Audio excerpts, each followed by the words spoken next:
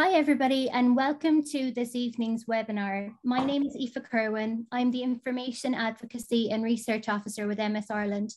And on behalf of MS Ireland, I'm delighted to welcome you to the webinar on current and emerging treatments in MS. I'd like to thank my colleagues in the Southern region who have organised this session for us. And I would like to welcome Dr. Brian Sweeny, who is going to provide the information for this session. Dr. Sweeny is a consultant neurologist in Cork University Hospital, and he has been a fantastic supporter of MS Ireland over the years, and on many occasions has given up his time to share information with the MS community. And we're very grateful to Dr. Sweeny for giving up his evening to chat to us about current and emerging treatments in MS. If any of you have questions through the session, you can send them in to us through the chat function or through the Q&A function, and we will keep the questions until the end of the session. We expect that the session will be approximately an hour long, and we apologise for being a few minutes late. We had some technical difficulties that we had to deal with. With that, I'm going to hand you over to Dr. Sweeny. Welcome and thank you, Dr. Sweeny. Okay, thank you very much, Aoife, and I'd like to thank Patricia and Wendy for being so helpful, as well as yourself, in setting up this seminar.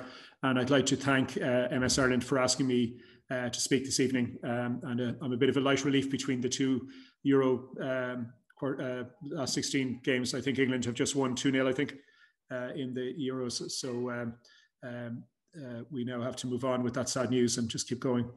I'm going to just go through a talk, which is a general talk I give on multiple sclerosis, which I give to medics and to medical students. And I'm giving it to the group online tonight, just on different aspects of MS that I think are important. Some of it may be a bit technical, and I will not necessarily dwell on it. And some of it then will be maybe a point for discussion as we go through the talk. So we know that the classic definition of MS was episodes of neurological dysfunction separated in time and space. So that meant that attacks were more than 6 months apart, and that they involved different parts of the nervous system on different occasions. So on one occasion, it could be the optic nerve, and then the next, it could be perhaps in the spinal cord. We know that it is an autoimmune disease where the immune system is in some way reacting against part of its own, of the person's body and causing it. We know that there's inflammation and demyelination and injuries to the neurons which occur because of that autoimmune reaction. We know that the typical onset is between the age of 20 and 40, and that the mean age of onset is between 28 and 31. And we also know that at the present moment, the treatment involves taking drugs that modify or modulate the immune system to try to prevent further relapses. And we know that there is a major aspiration for us all to try to bring about what we might call neuroregeneration, which is, that is, if the nervous system is injured, that we might be able to help it to repair and for the neurons to be restored and for function to restore. At the moment, that is more aspirational. It has not quite been achieved yet, but it is the subject of ongoing major research. In the areas of inflammation that you see in this scan of the brain, these are areas of inflammation occurring around the ventricles. And that's where the term plaque came from, that these areas of inflammation would feel hard to the touch when the pathologist was doing the original work on understanding MS in the brain in the 19th century. And for that reason, the term plaque was devised. And we sometimes still use that term plaque when referring to lesions on MRI, or sometimes in MRI reports and so on. So that's where that term comes from. And in this area, you can see areas of demyelination, which are highlighted by the arrows, which are areas of inflammation where the neurons have been injured, and these come out as these white areas compared to the more normal, darker appearing or darker staining areas of tissue within the spinal cord. And we know that when this inflammation and this demyelination occurs, that depending on the different areas of the body where it develops, a person can have all kinds of different symptoms. So it can be things like fatigue, a very common symptom, which has been highlighted in some recent papers as probably the most common and most difficult symptom, but also other areas like cognitive and mood and other changes. We know that it can affect the visual system, causing loss of vision like optic neuritis or maybe double vision. We know that it can affect the speech center and maybe cause difficulty with speech or difficulty with swallow. And it can cause weakness, and then also loss of sensation and pain, and then also that it can affect the bowel and the bladder. So depending on the areas of the nervous system where the inflammation occurs, these different areas can be affected. And for some people, they can have problems in quite a number of these different areas. In others, it can be more specific to one particular function or one particular area of functioning. There have been some studies done of the prevalence of MS, and the recent study in the US, which was based on insurance company data, was estimating that the prevalence, which is the number of cases per 100,000, was 309. This was quite a bit higher than the previous estimates. And interestingly, the largest number of, the age of the most commonly affected was between age 55 and 64. So that's interesting, given that, although I've said that MS has onset around 30, it's interesting that the largest number of cases in the US was aged between 55 and 64. And it's estimated that in Ireland, we have about 9,000 people with MS. And we know that incidence, which is the number of new cases per year, is probably about 300 plus new cases in Ireland each year. And we also know, which I'll come back to later, that there is a greater risk of getting MS in families of affected people. So if you have a first degree relative affected, there's a higher than average chance that somebody else in the family will be affected. So maybe a 3 in 100 risk versus a 1 in 500 risk or 1 in 700 risk in the general population. A very big area that people with MS will come across in their attendance of clinic is around measurement. And measurement is very important because we need to measure the impact of MS on somebody as they are there before you. And then we also need to be able to measure the impact of treatments and how the person is doing over time. And so we use, sorry, did somebody interrupt there? No, sorry. So we need rating scales which are used to try to quantify the effect of the MS on the person at any one time. The most common of those is called the EDSS of Kurtzky, which is a 10-point scale, but there are other ones as well, like the MS functional composite. And recently we've been looking at cognitive problems. And on the right here, you can see what's called a symbol digit substitution test, where you, a symbol is given to a number, and then you have to write the number according to that symbol in the succeeding boxes. It's a kind of a test of processing and memory, and that can be quite sensitive to memory problems in MS. So they're examples of rating scales and testing scales. There's also this idea called NADA, which is when you're following people up over time, can you see if there's any evidence that the disease is active? And if it's not active, then one might use this term called NADA, which shows no progression over time. Excuse me. And then we also use MRI.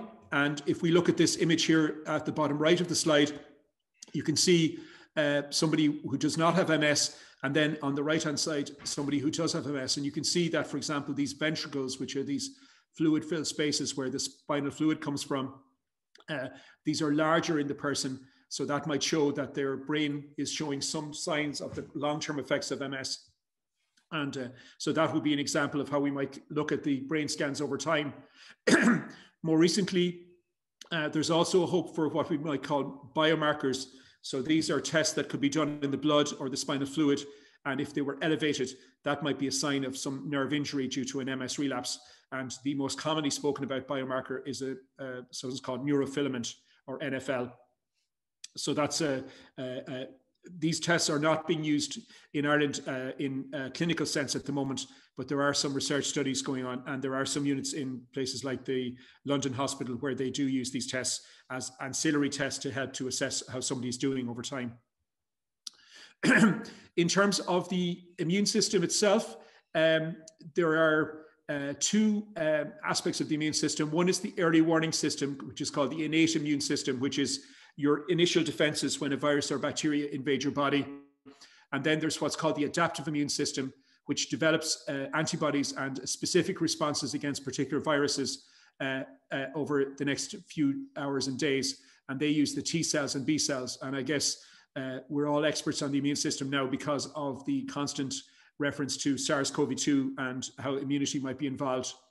And it's how these cells then interact with the tissues within the brain and spinal cord, like the neurons and the oligodendrocytes and the myelin, that causes the injury that will lead to the problems of MS.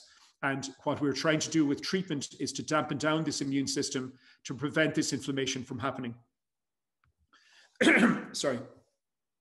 In terms of the genetic factors, it's important because it does come up in clinics. So first degree relatives, who are people you share half your DNA with, they have about a 2 to 4% risk of MS if the person has it. So that's a significant increase from the background population.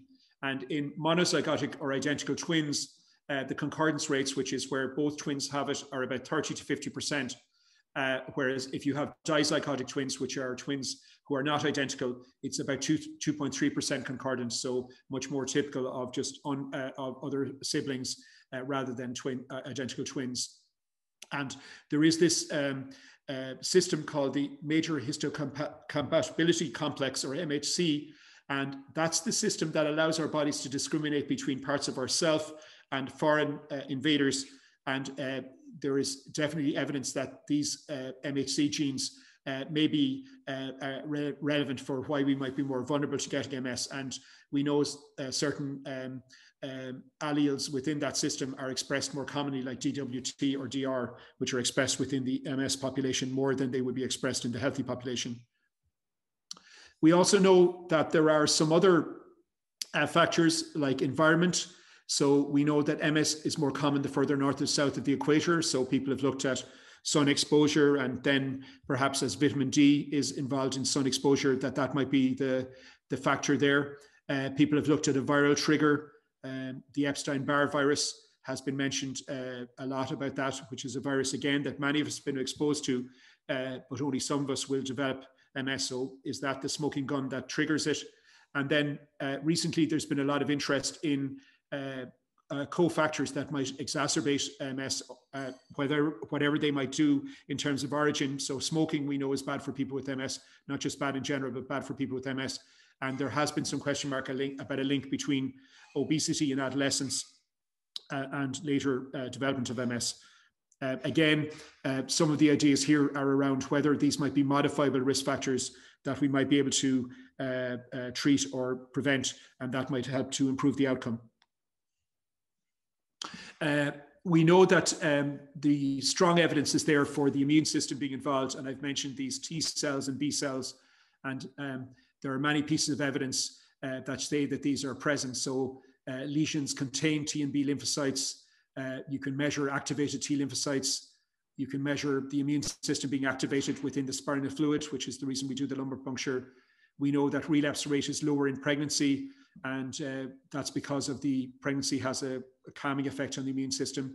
And then interferon gamma, which is a drug or a compound which enhances the immune response, which occurs naturally in the body, that can actually trigger MS attacks. So again, these are all the pieces of evidence. And of course, another piece of evidence is that we can see that immune therapies have an impact on MRI and relapse rate, showing a benefit as well. A question that often comes up is around what type of MS do I have? And this sort of classification system.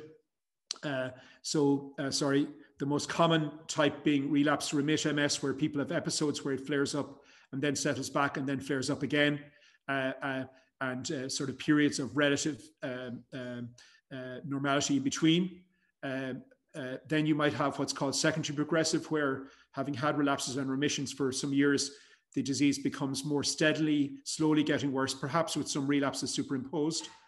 The type of MS called more primary progressive MS, where it really progresses from the first day it develops without remissions. And this is about 1 in 10 people, and perhaps the most difficult area for us at the moment in terms of us developing new and more promising treatments. And then there is this type called benign MS, where people get relatively rare flare-ups and remain remarkably well in between, where over 10, 15, 20 years, people seem to remain remarkably well. Now, in my opinion, these classification systems are great and they help us to sort of subdivide, but it's not straightforward for me that these things are all separate. For example, in relapse remit MS, in my experience, most people will have ongoing symptoms in between relapses. So it's not the case that people have a relapse, then they feel perfect, and then a relapse again. And I think that's something, so, you know, most people will have some ongoing symptoms, even at times when they're not having a relapse. And interestingly, pathologically, there does not seem to be a major difference in the pathology of the brain between the different subtypes of MS. So whether it is just a condition which has a range of outcomes ranging from more benign to more difficult and across the range, or whether these subtypes are actually different in terms of the underlying mechanisms or the underlying physiology is the debate. This is Professor Ian McDonald, and I actually worked as his registrar in Queen Square before I came back to Ireland over 25 years ago now. He was a New Zealand born neurologist who went to London and became extremely eminent at Queen Square in London, which is probably the main neurology hospital in these islands. And he, in 2000, called together a group of specialists to integrate the information that had come out from MRI over the 15 years since it had been used widely, to try to come up with a case definition for MS that could be agreed around the world. And over the years since then, there have been various repeat iterations of the McDonald criteria, as they're called, most recently in 2017. And what happens is the experts get together and they take the latest data and latest information about results and tests and long-term follow-up and these biochemical tests like neurofilament, and then they try to put that together so that we can all agree on an ongoing definition of what MS actually is. And that's where the term, the McDonald criteria, come from.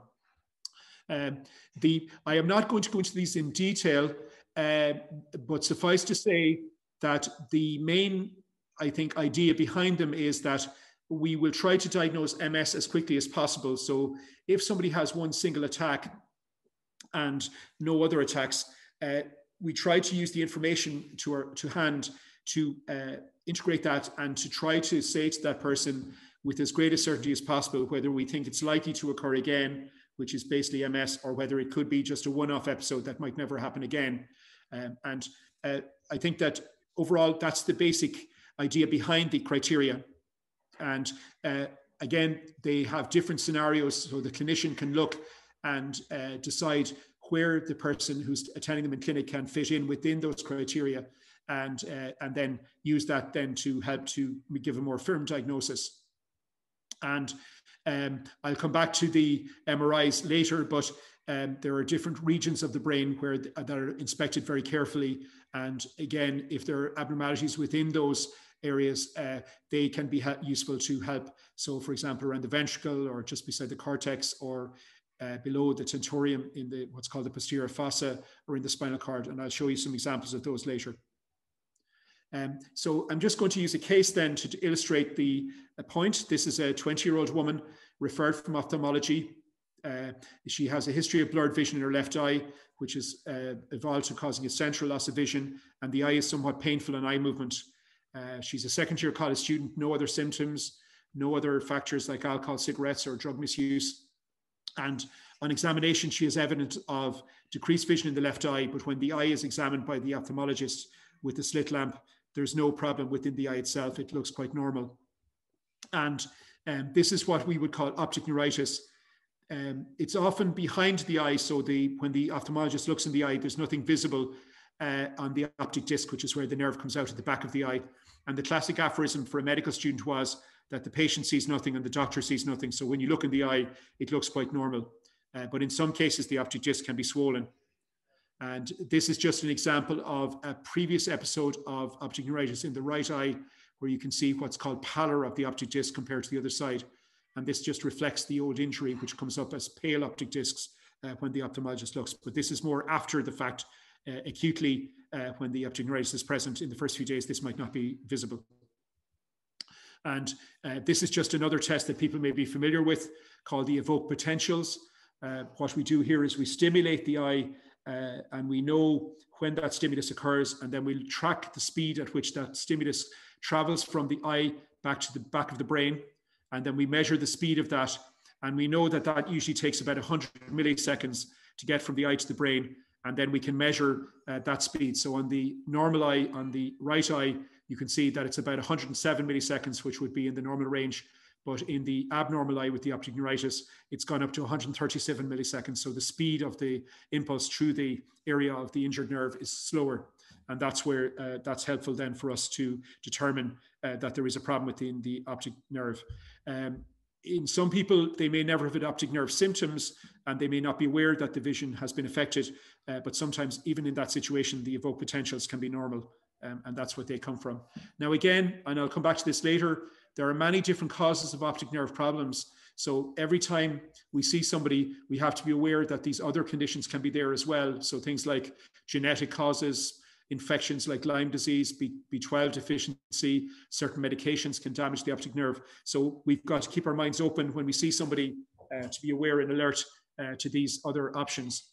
Because again, it is a truism that I always say to my patients that we don't biopsy the brain or spinal cord. So when we're making a diagnosis, it isn't based on a piece of tissue under a microscope, but rather on the whole picture and then excluding other causes and thinking of other reasons, etc. So that's a complex system.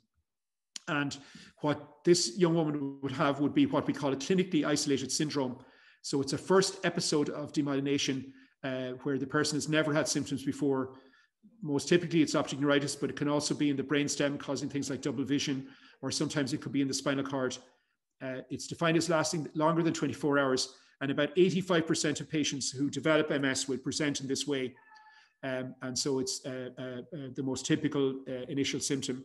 There's also what's called radiologically isolated MS, while I'm on this topic, where an MRI gets done for other reasons. So for example, recently I had a patient who'd had a head injury and had an MRI done as part of his investigations, and turned out that there were changes typical of MS on the MRI, but the person had never had any symptoms. And that's what's called radiologically isolated, or RIS, where there's never been any clinical attack.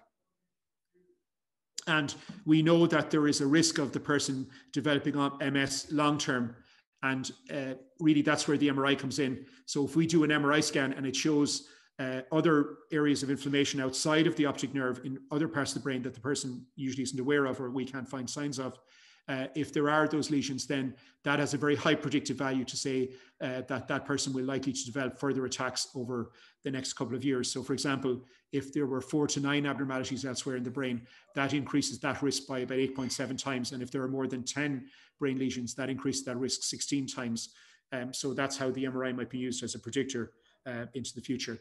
And this is just an example of the different locations of lesions. So again, here highlighted by the arrows showing this is just beside the cortex, the surface of the brain.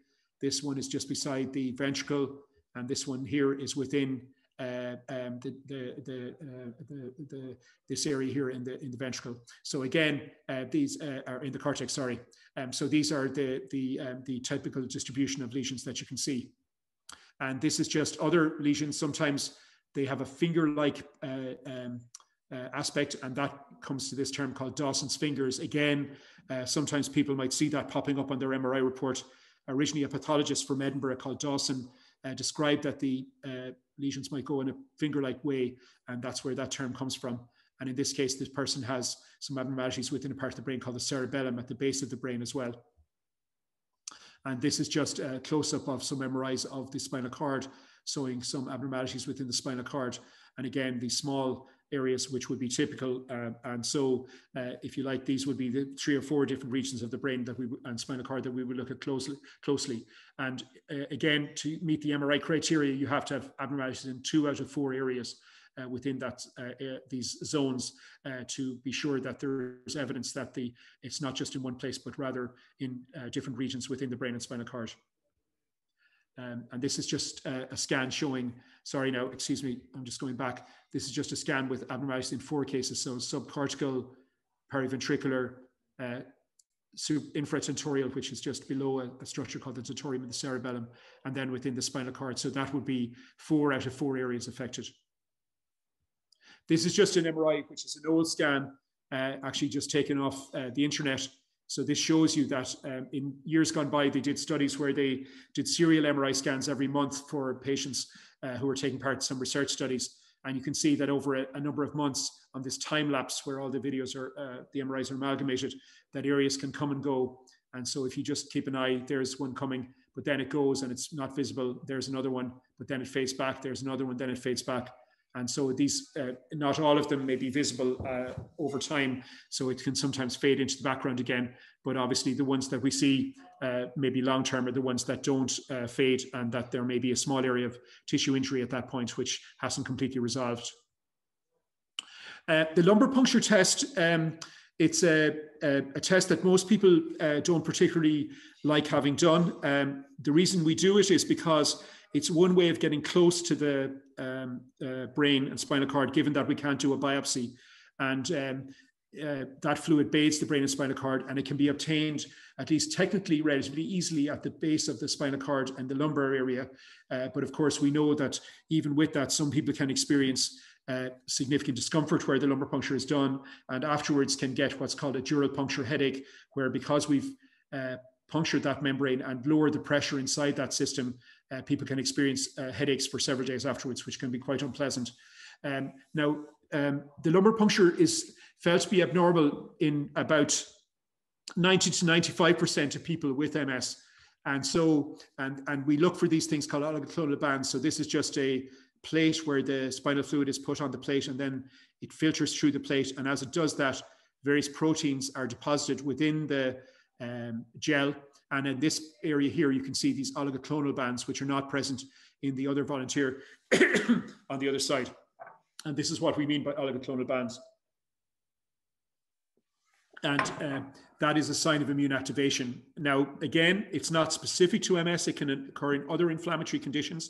And they say that if you just did 100 lumbar punctures in unselected volunteers, up to 8% of that group could have oligoclonal bands. So again, it all has to be interpreted in the right person, with the right MRI, with the right results and the right clinical signs, and all of the other tests being done. So now the reason why lumbar puncture has come back into vogue was that in the 2010 version of the McDonald criteria, lumbar puncture was given less importance. But because of the issues around being certain about diagnosis, it came back more in the 2017 criteria. So in most cases, most neurologists will do a lumbar puncture. It may not be absolutely essential if the MRI is very typical, but because of that wanting to be certain, and I'll come back to that diagnostic certainty later in the talk, it would be done. What should this young woman do? Certainly there is evidence that if it was just an isolated event, that this may help to prevent further attacks like Copaxone and beta interferons and so on. And maybe she should look at vitamin D, and she should give up smoking if that was a factor. But that might be there. But the question is that it probably does affect the relapse time to the next relapse, but it's not certain that it has a significant impact long term. So, you know, again, depending on the results, if the MRI didn't show any other abnormalities, just the optic neuritis, and otherwise the MRI was clear, and the lumbar puncture came back normal, that person might decide to take a watch and wait approach and see how things pan out. If, on the other hand, the MRI was quite abnormal and was definitely showing other abnormalities, and maybe the lumbar puncture showed these positive oligoclonal bands, then that might be a sign that this was likely to be ongoing, and it would be best to go forward with treatment. The other thing I should say is that, which I forgot to mention with the MRI, is that with an MRI, if you do an MRI scan and it shows areas of different ages, some of which clearly have only been there for a while, and some of which have only been there a couple of days, that implies that there's already some evidence that this has been there for a while. It didn't just begin yesterday. It must have been there for several months or even years beforehand.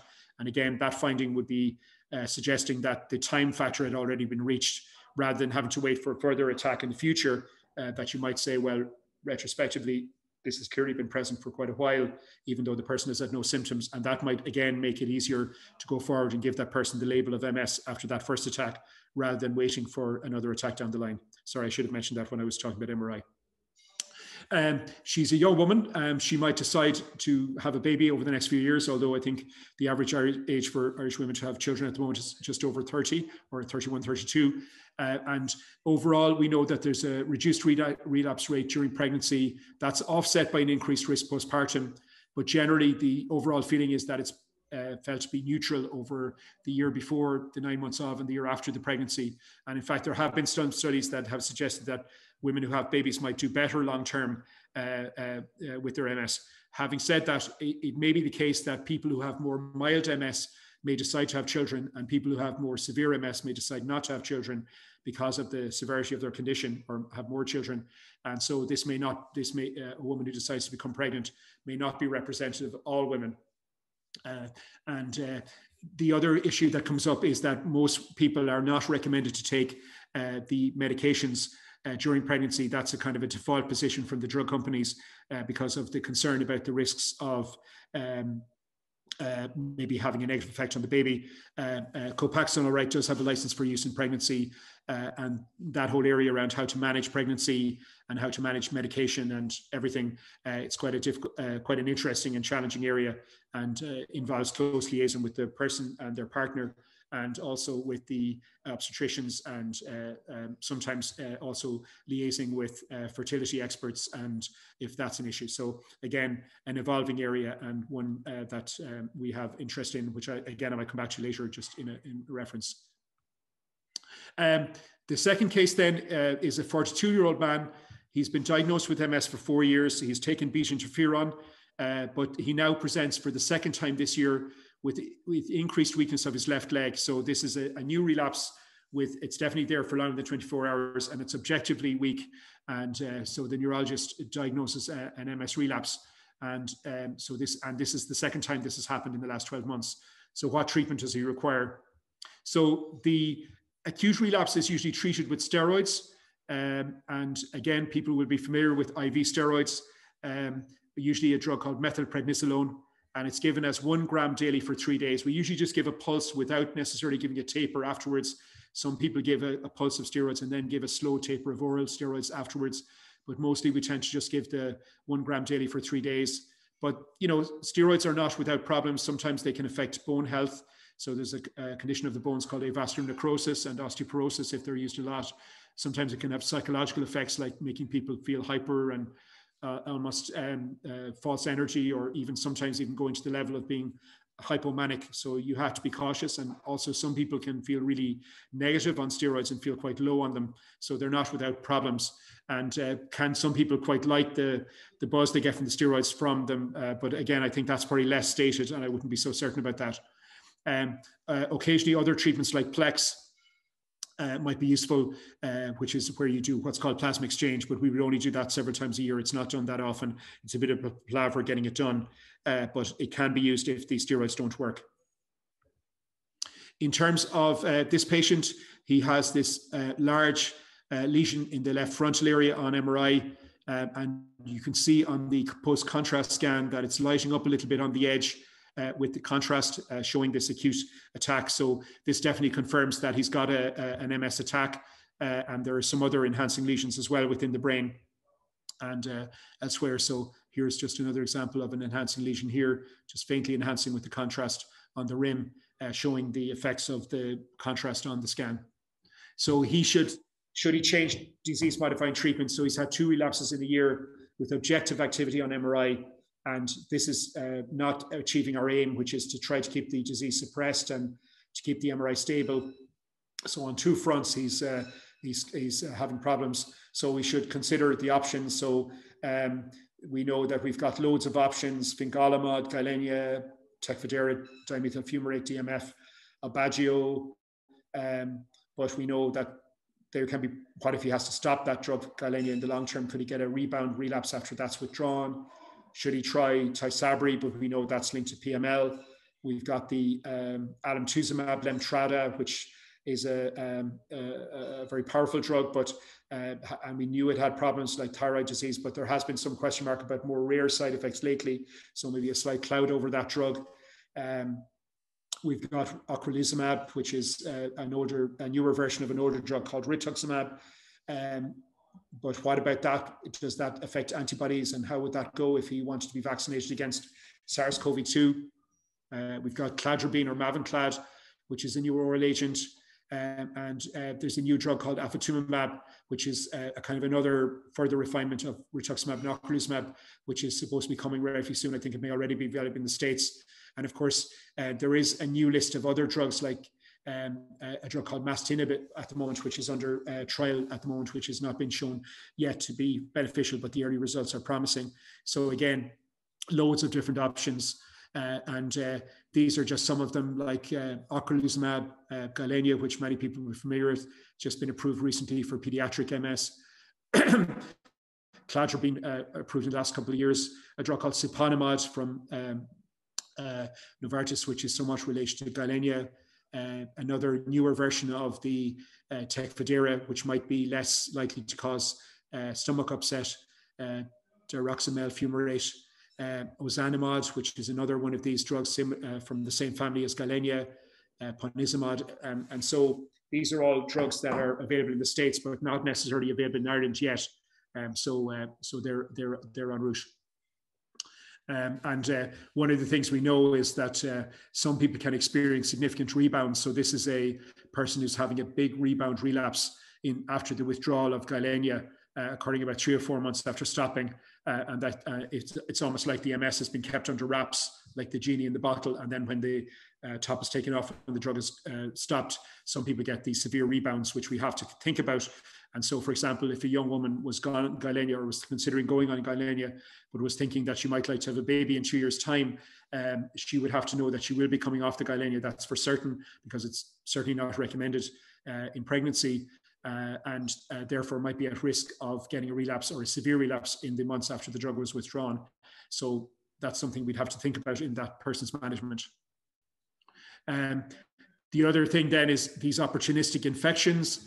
So there is this condition called PML related to the JC virus, which many of us have been exposed to in childhood, and which we live in harmony with. We don't have any problems for the rest of our lives, but which can sometimes start replicating or growing again in our body if we get a drug that suppresses the immune system, like Tysabri or some of the other drugs as well. And that's a real problem. It may be helped in people on Tysabri now to go up to 6 weekly infusions rather than 4 weekly after a couple of years, or if they become JC virus positive, or some people may just withdraw off the Tysabri and go on something else because of the risk. And this is what PML can look like on a scan, this very large area of abnormality here, which is spread much more widely, so quite different to the much usually smaller MS lesions, although occasionally an MS lesion can be quite large, what's called tumefactive MS, which is a large swollen area of brain tissue. In general, most MS lesions tend to be smaller, so this is what's called PML. That's what it looks like on the MRI. So again, we know the risk of that is strongly linked to Tysabri, but has also been shown with some of the other drugs as well. And this is just a picture of the JC virus lifestyle.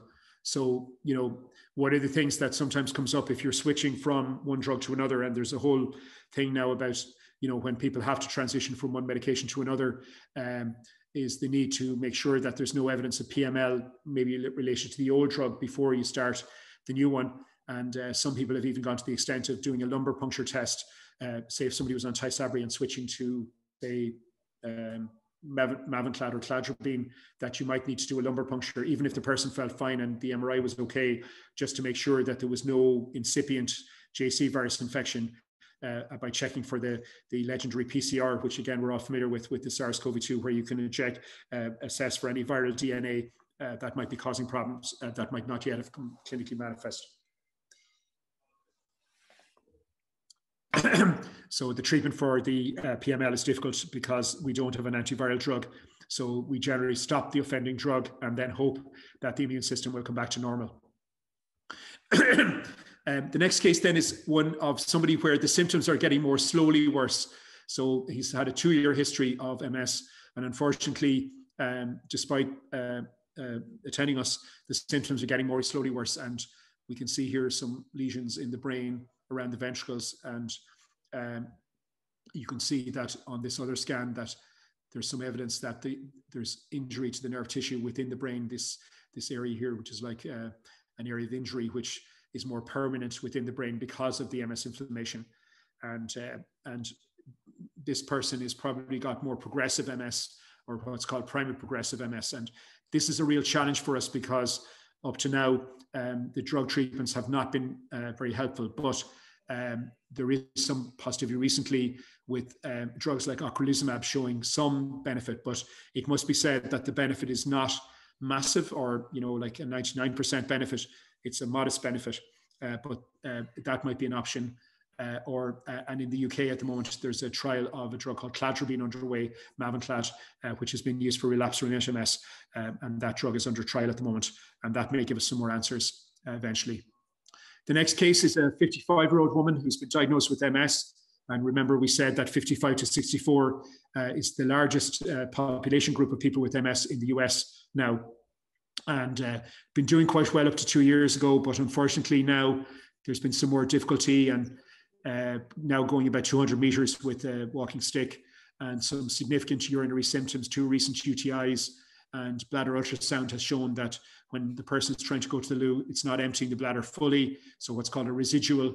So I guess that this is what we would call more secondary progressive MS, so a period of being in relapse remit, but now secondarily to that, going on to get more progressive symptoms. And again, a very common symptom, very common scenario for people.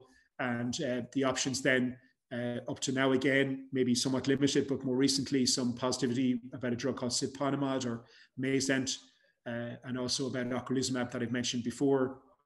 And so that might be an option for the person. And then we're talking then more about symptom management. So could we try Fampira or Fampridine, which might help her with her walking speed? Or could we try cannabinoids, like if we could get them, because they're not so widely available through the orthodox medical system at the moment, although that's supposed to be happening, but it's still very slow. They might help to relieve pain or spasm, or might help if maybe the person was getting some discomfort trying to sleep at night. And then we might also arrange a urology referral to the urologist and to the urology nurse, because maybe the person might have to consider now doing intermittent self-catheterization to remove, to empty the bladder so that it doesn't act as a reservoir for infection. So these would be the sort of areas that might come in. So symptom management is, a lot of what I've mentioned about drugs has been more about long-term, trying to keep the MS steady over many years or decades. So all the drugs like Tysabri and so on are trying to achieve that rather than help the person in the moment. Whereas symptom management is really about what did that person have to face today when they woke up due to MS in the moment. And that might be fatigue or tiredness, or it could be pain or neuralgia, or it could be bladder problem. And how can we manage those issues with different medications and drugs to try to make the moment better, or try to make the person's life as they go along to have the best quality possible. So that's where those symptom management drugs come in. And again, many people will be aware of those. Another area is that's emerging, which has caught the interest, is this thing called bone marrow transplant. And people will ask about this. It's a very interesting treatment where the idea is that the immune system that the person has developed has immunity against the myelin and the other components within the nervous system. And even though we're giving medications to try to control that, that does not get rid of those cells. And they've developed, and they're going to continue to be there because they're kind of self-replicating over time. So the idea with this is that what if we were to reboot the immune system? What if we were to wipe the memory of the immune system so that we could potentially make it more tolerant of the myelin and prevent the inflammation from occurring and basically get rid of those cells? So it's a 3-stage procedure where the person gets harvesting of the stem blood cells. Then they get immune therapy, like chemotherapy, to the bone marrow to get rid of their old bone marrow. And then the stem cells that were taken originally from the person, so the cells are not from someone else, they're from the person, so there's no compatibility issues. They can then be transplanted into the person, and the bone marrow can take off again, but hopefully having gotten rid of the cells that cause the MS. It's a complex procedure. There is a significant risk, and even a risk of mortality during it. Some people have argued up to 2%, although some of the groups that have reported on this have reported much less numbers, but still there is a risk. And very nicely, my colleague, Dr. Maria Gaughan in St. Vincent's Hospital has been running a special interest group for neurologists around the country. And through the magic of the Zoom and our ability to now take part in national conferences much more easily without having to travel and using the technology such as we're using for today's meeting, it's really been very helpful. And we have a group where we can discuss cases that might be suitable and then try to come to a consensus decision and then perhaps go ahead. And she's working very closely with the group in London run by Professor Paulo Marraro, who's been very helpful in being involved. And he's also allowing us to take part in the London meeting, which is great. Maria can represent us there. One of the issues for people is that at the moment, the evidence suggests that younger patients with relapse remitting MS who have not responded to powerful drugs like Tysabri and who are at age less than 45 are those who do best with the transplant. So that's the current status. Obviously, one of the complications of this is that the treatment can cause infertility. And in the same way that we might have to look at oncology, we are trying to look at whether we can do proper egg harvesting for women who might be considering bone marrow transplant, so that could be banked, if you like, before the procedure was done. So that's another area that is being developed at the moment. And this is just some of the papers this is an old paper from 2016, which looks at the benefit of bone marrow transplant for people with MS.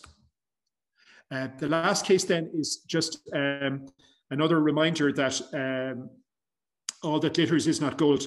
And the reality is that not everybody who presents with neurological symptoms that might be similar to those of MS actually has MS. And this is a 39-year-old woman with a history of increasing weakness of her lower limbs for the last 2 months and some blurring in her eye, no family history. Her optic disc looks pale, suggesting some optic neuritis in the past, and there's increased tone in both legs and suggesting a spinal problem around the T6 level. And this just puts into play the differential diagnosis of MS. So there are many conditions that can be in the ballpark of MS, and we must always consider these in any person presenting and go through them as carefully as we can to make sure that they're not present. There are what are called red flags that might make you think that this is more suggestive of something else. So, for example, usually MS optic neuritis is usually only one eye, whereas if it's both eyes at once, then that's a little bit unusual for MS. Headache is maybe a little bit more unusual for MS attacks. Cognitive problems at the start of MS would be relatively less common. So that if somebody had a lot of cognitive issues early on, that might be a red flag. If the person had cerebellar ataxia, that's more suggestive, and so on. So these are different ways that we can try to be more careful to make sure that we're considering the other possibilities. And again, this just gives other facts. And these are just what we keep in our mind about red flags, to just be careful that there are other conditions that can mimic MS. And in this particular instance, if you remember earlier on, I showed you a video where there were small individual lesions within the spinal cord. But in this particular instance, there's a long lesion here. I know people are not used to looking at MRIs. These are the vertebrae here. These are the discs in between. This is the person's front, and this is their back. And this is the vertebrae coming down here with the discs in between. This is the spines at the back of the spinal column. And then this is the lower part of the brain. And this is the spinal cord coming down through here. And then you can see here this what's called extensively longitudinal lesion, which is different to what you see with MS. And this person has a condition called neuromyelitis optica, or NMO, which can sometimes mimic MS. And so this is an evolving story, and there are antibodies that you can check in the blood, which called anti-MOG and anti-NMO antibodies, which can look for these conditions. So that's a kind of an interesting area because these conditions might have quite a different prognosis and different outcome and different treatment to that of MS. And for example, in the neuromyelitis optica version, getting Tysabri might make that condition worse rather than better. So that might be an important thing. So we just have to be careful of that. And NMO was named by a guy called Eugene de Vic, who was a French physician of the late 19th century. So just to be with that as well. And this person actually had anti-NMO antibody, and she had neuromyelitis optica, or NMO, which would have some similarities in some areas of commonality for people with MS with spinal involvement, but would be a different condition which would have a different outcome, and as I said, potentially a different treatment as well. Interesting, there's an Irish neurologist called Sean Pittock, who's a very well-known, very famous neurologist in the US and around the world, and he works in the Mayo Clinic, and he has just had a paper in the New England Journal about 2 years ago on a new drug for that condition called NMO. And so the other things that I'm just going to mention about vaccination, which is very topical at the moment, and many people with MS may have had delays in their treatment, or maybe treatments postponed in the pandemic. And that's because initially we had concerns that if you were on immunosuppressive drugs, that they might make you more vulnerable to SARS-CoV-2 if you got the infection. And so there was an abundance of caution at the start back in March of 2020. But since then, we have become more familiar with the drugs, and it does seem that most people, even if they do get SARS-CoV-2, can be okay with the infection. There was one study, or some studies, which might suggest that Ocrevus or ocrelizumab or rituximab, if you're on that drug, that you might be more likely to get sick with SARS-CoV-2. But it was a small French study, and we've had people who've been on those drugs who've had SARS-CoV-2 and have been relatively okay with it. However, it is a concern. The other area that is there is that some of the drugs might actually modify the immune response to the vaccine. So it's possible that some drugs might make the vaccine less effective because they're suppressing the immune system, which you're trying to stimulate with the vaccine. And if the immune system is suppressed by the drugs, then perhaps they won't respond as well to the vaccine as they should, as they would otherwise. So that's a kind of an ongoing debate. There's a variability with that. Some studies have been done showing that some people who are on some of the drugs don't get a great antibody response if the antibody response is measured. So that can be an issue. So that's one that you need to discuss with your neurologist, and as you're going through the vaccine thing.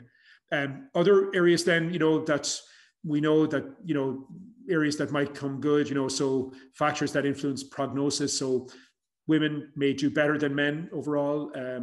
If you have low number of relapses, then that's better than having a high number of relapses. Some of this is fairly, maybe intuitive, I suppose. If you just have a very mild initial attack and make a full recovery, then that may be better than somebody who has a more difficult attack that doesn't fully recover in terms of the long-term outcome. If there's a long interval between the first and second attack is good, whereas if you have a short interval, that might be more concerning. If you just have more pins and needles or sensory symptoms, that might do better than those who have more weakness or loss of strength. If it's onset when you're younger, then that might be associated with a better long-term outcome. Of course, though, although you presumably have longer to live with having MS, so that might affect you in the long term. Whereas perhaps if you're older, when you get your symptoms, of course, the other issue that bedevils us is that just because somebody is diagnosed at 50 or 60, that doesn't necessarily mean that the condition just developed then. It may have been present for quite a while beforehand and just not picked up. If the person has relatively little or few problems after 2 or 5 years of having it, then that probably bodes pretty well. Whereas if the person has more problems after 2 to 5 years, then that might be more negative. The involvement of the cerebellum in balance might, if that's relatively less and later, then that might be associated with better, and so on. So these are just areas that we kind of might help us to determine long-term prognosis. But again, I just want to point out that these are not absolute. They're just kind of guides. And certainly for me as a clinician, long in practice, I think the first couple of years that you have, if it goes well with very few relapses, and as we said, if the initial recovery is very good, then that tends to be a pretty positive sign in my experience. Other issues that are coming up at the moment, was at a recent seminar in MS in older people. As people are doing better with treatment, we're now seeing people getting into their 60s, 70s, and even 80s. I have some people in their 80s attending clinic now. And what about MS in older people? For example, most drug trials don't recruit people over age 55, or at least they haven't up to now. What happens to your immune system when you get older? There's this concept called immunosenescence, which is that maybe your immune system becomes less strong as you get older, and what impact does that have on the medications and other long-term problems? What about traditionally, we've been a little bit maybe The trials have often maybe left people who have more walking problems out. So if you have significant difficulty with walking, you mightn't get into the trial because walking speed might be used as a measure. But now, thankfully, that's changing. And just because somebody has maybe a more major walking impairment or maybe even wheelchair user, doesn't mean they won't get into the clinical trial. So I think that's important. Trials of what we call neuroprotection. So could we protect the nerve cells and protect them long-term rather than just preventing inflammation? So ongoing trials in that area, e.g. a drug for diabetes called metformin that may have some impact. Restoration of myelin, could we get the myelin to grow back? So that's an ongoing area. Prevention, as I've said, don't smoke, obesity, vitamin D, the role of exercise. This is a recent paper which one of our colleagues from the University of Limerick, Susan Coote, was involved in, which was very good in that it gives very clear guidelines about exercise and its role across the different levels of having MS and how that might be useful. So very useful, very practical guide, which was very thorough, I thought, and very practical with lots of different recommendations. So look, they're just some of my thoughts about MS. I've been speaking now for quite a while, and I hope it has been not too monotonous on a warm summer's evening. And I might just now come to an end and see if I can answer any questions. Thank you. That was fantastic, and I think the overview of MS, particularly at the start of it as well, was fantastic. Even though people can have or may have been aware of many things, I think you never stop learning about MS, and it's always great to get that kind of a refresher as well. Yes.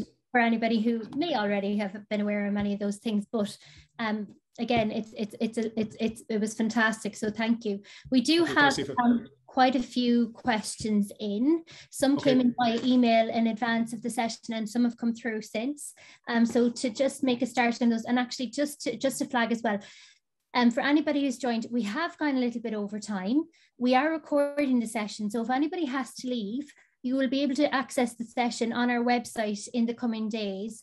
But if Dr. Sweeny, you're happy to answer a few questions, we might stay on for maybe 10 minutes. Is that okay? Yeah, that's okay. That's fine. Yeah, thank you. Super. So one of the questions that came in was, is it ever too late to start treatment? I think that's a very good question. One of the issues that's there is that that has been debated is that I would say that if you have had MS for 30 years and you go on a drug, I think that our expectations of what that person might get from the drug might be less than if you just had MS for 6 months. And that's because perhaps as time goes by, the inflammatory component of the MS recedes and it becomes more about long-term injury to the cells, and maybe the autoimmune elements are not as prominent. And interestingly, as I said to you, there is evidence that your immune system gets less active as you get older. That's why maybe we find as we get older, we might start getting things like shingles and things like that happening because maybe our immune surveillance is less good. So I would say, I think it's a good question. And I would say it's depending on the situation. For instance, we sometimes do MRIs in people and, they might have had MS for 30 years, and yet we see quite active lesions and quite active changes within the brain. And if the MRI showed that there were active MS changes and active enhancing lesions, as we call it, then that would certainly benefit from treatment and could be very beneficial. So I would agree with the overall principle that the earlier the better, I would say. But I would say that just because one is older and you've had MS for longer, depending on the situation, it doesn't mean you wouldn't benefit. But I think, I guess that the other thing today is that given that beta interferon came out in 1993, which is nearly 30 years, maybe we should have a 30-year anniversary for it in a couple of years' time to celebrate that, because that was the sort of dawn of the new treatments for MS. If you haven't been on treatment for 30 years, is that because you can't get to see a neurologist? Is it because you've been maybe somewhat reticent about treatment? Is it because you've been doing fairly well and didn't see the need? So as we know, I think in some studies, people have estimated that quite a significant proportion of people with MS are not on treatment, and whether that's because they couldn't get seen and couldn't get on the drug, or because they're wary themselves, or because they feel they're doing quite well. And we do know some people can do very well with no treatment. That has to be kept in mind. So yeah, so I'm giving you a very long-winded answer, but I think I would say the earlier the better would be the general principle, and that's one of the reasons why, you know, maybe the trust to diagnose MS earlier is there. So rather than waiting for problems to develop, the quicker you can get your diagnosis, the quicker you can be started on treatment, then the better it is probably for long term at the moment, because prevention is definitely better than cure. So I'm having a long-winded answer, but depending on the situation with your individual neurologist, maybe that could be looked at, but you might be more careful. And actually, one of the questions that came in through the session was from somebody who had initially been on a treatment, but had been treatment-free for, I believe, 8 years, and yes, have not had any clinical symptoms or radiological activity. And they were wondering what would be recommended for them if they're. Yeah, well, that's a very. I mean, it's a very good question. I mentioned with Lemtrada, for example, that has this very prolonged effect. I'm not sure. I don't want to discuss individual cases, as we usually say in these situations, but if the person had Lemtrada, that can work for 6, 7, 8 years. There have been some long-term follow-up studies suggesting that drug can have a very prolonged impact. Of course, it's also possible that things just settle down, and that, you know, happily for this person, just because of the fact that some people can do well with nothing, that things are going well. So, you know, I sometimes have this idea of what I call paradise syndrome, which is where you're doing really well and you feel fantastic and you feel really positive, but you're always kind of worried that it's all going to come crashing down. And you have this, and the reason I use that is that Dave Stewart from Eurythmics, back in you're probably too young if you remember Eurythmics back in the 80s, but he was a very successful musician, and but he was enjoying a huge success, but he couldn't really enjoy his success because he was always worried that it was going to come to an end. You know, that it was all going to come to an end. And I think sometimes people with MS, when they're doing well, there's always that little nagging thing over your shoulder saying, oh, you know, am I on borrowed time here, or am I doing well, you know, against the head kind of thing.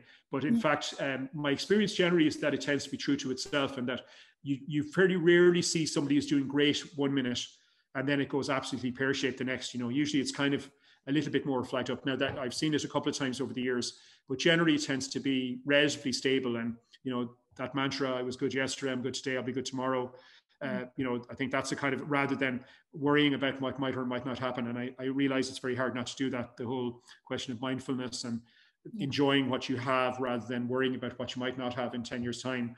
But that's easy for me to say. I'm not saying it's always easy to implement, you know, so I think that's there. But yeah, if that person's doing well, I would probably, maybe you should just keep surfing the wave. But if the MRIs are staying stable, that sounds pretty helpful. And if the symptoms are staying at bay, but whether, you know, some people do worry that, oh, maybe it's all brewing up for the bad day, it's all going to come crashing down. And I understand that psychology as well.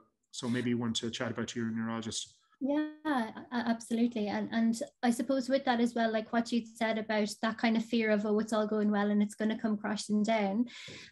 You know, some people would wonder how often they should, if they're clinically stable and things have been well for them, how often should they be MRI'd, and how do you manage the kind of, you know, the asymptomatic development of lesions? Yeah, well, I think that's, so the MRI, the standard of care for that probably should be about once a year, probably. Now, there can be resource issues, as everybody knows, and, you know, the delays, and then, you know, we've had the recent ransomware attack in the HSE, which didn't help with our scan booking. Some people were cancelled.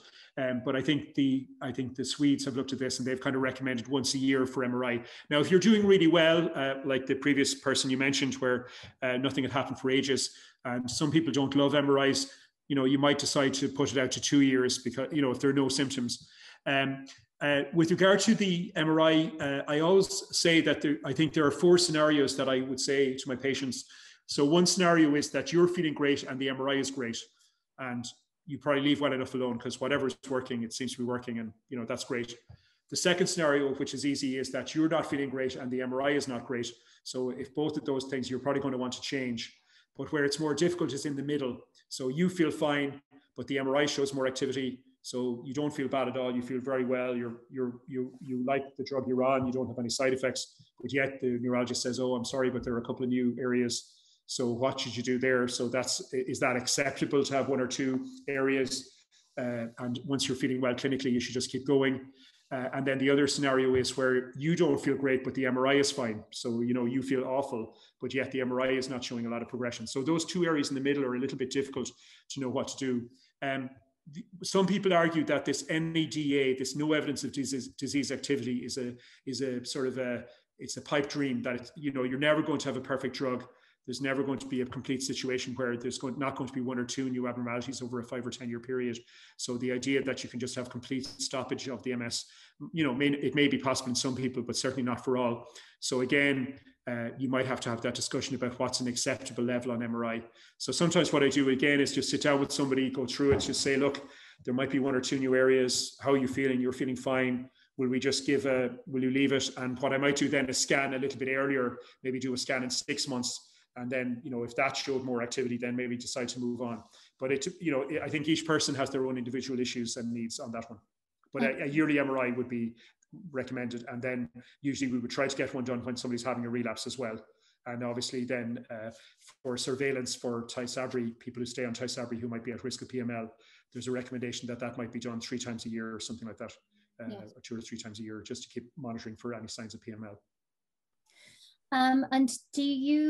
And do any of the treatments that are available, do they limit your potential treatment options down the line? So are any of the treatments, could you, let's say, take one of the medications now, but it would mean that there's another that you can't take once you've taken this one?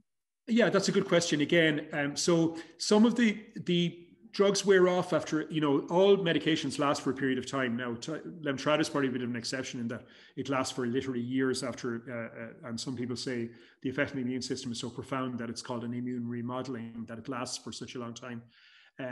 But if you stop Tysabri, that probably fades after about 3, 4 months, 5 months, something like that. If you stop Gilenya, it probably stops having an impact after 3, 4, 5 months. So they're the kind of shorter ones that when you come off and stop them. However, if you get, say, Ocrelizumab, that lasts for 6 months.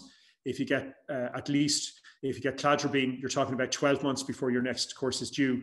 So let's say you got Cladribine and then the oral med, which is also called Mavenclad, but then you didn't feel great after 8 months and you came in and said, oh, should I go for something else? So the neurologist then would have to decide, is it safe for me to give another drug now while the person is still under cover with Cladribine? Because maybe if we double up on the immune suppression, that might make these opportunistic infections more likely, or these other complications more likely. So at the moment, I don't think there's an absolute, and I have had people who've had Lemtrada and then gone on to Ocrelizumab, so who have gone on to other drugs if that hasn't been working. But I think, there might be a concern about if I was on drug X and then I went on drug Y and then drug Z and they all affect my immune system, does that have a cumulative effect over time? But at the moment, there's no absolute contraindication depending on the timing. Yeah. A couple of points here that you might like to address. One somebody is asking is, do people with relapsing remitting MS always progress? Not necessarily in the, some people, as I have my overview now, I just celebrated my 25 years in CUH. It's such a broad range, and I have some people who are doing really, really well, and whether that's down to them or the medication they're on or a bit of both. But I wouldn't say that everybody with relapse remission will always inevitably progress on to getting more secondary progressive. And so those people who might only get a relapse every 2 or 3 years, and make a very good recovery, they might remain very well. But, I guess that over a 20 or 30 year period, many people will get more problems over that kind of time frame. And I think, I think it would be, it is in our minds that you would want to be treated rather than just sit back and let it happen, let the relapses happen. And the other thing about relapses is, just to mention, some people say that if you have a relapse, there's about a 40% chance that you won't make a full recovery. So that every time you have a relapse, about 40% of people don't quite get back to where they were before. And that might, and if that keeps happening over time, then that might there. So I think it depends on the individual, how much recovery they make, the nature of the relapse, an isolated area of optic neuritis which fully recovers versus something that stops somebody walking for 6 weeks, or stop walking properly. So it does vary. And I think there are areas like the brainstem and cerebellum and the spinal cord where relapses in those areas have much greater impact than relapses in other areas, in my experience. And I think, you got to keep that in mind as well. Great. Somebody else had asked actually about, would you mind just explaining what a relapse is? So some people were wondering if a lesion is a relapse. Yeah, so a relapse is a clinical event. So to use the jargon, that means something that's happening for the person and a symptom that they're experiencing. And it's defined as any objective change lasting longer than 24 hours. So it's any objective change in your neurological status. So you develop some weakness of your leg, you go in and the neurologist says, yes, your leg is weak, I can see the signs, and the symptom must last 24 hours. A lot of people do have good days and bad days where, you know, you wake up and it's just not a great day, you feel tired and you feel your leg is a little bit weaker on that day, but then the following day it's better again. That just might reflect some variability.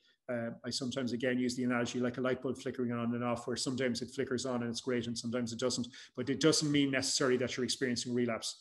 And people do get brief symptoms which might last only for a few hours. So for the purposes of a clinical trial, a relapse is any objective change lasting longer than 24 hours. Now, MRIs definitely can, when you do an MRI scan in a person who's perfectly well and has no symptoms, you sometimes will pick up a new lesion, or even when contrast is given, that one of the lesions might be lighting up and the person might be totally unaware of that. They might have no symptoms whatsoever. So whether you define that as being an MRI relapse, but that's a bit, you know, when you start getting into that kind of thing, I always joke you're treating people, not MRI scans. So you have to do that.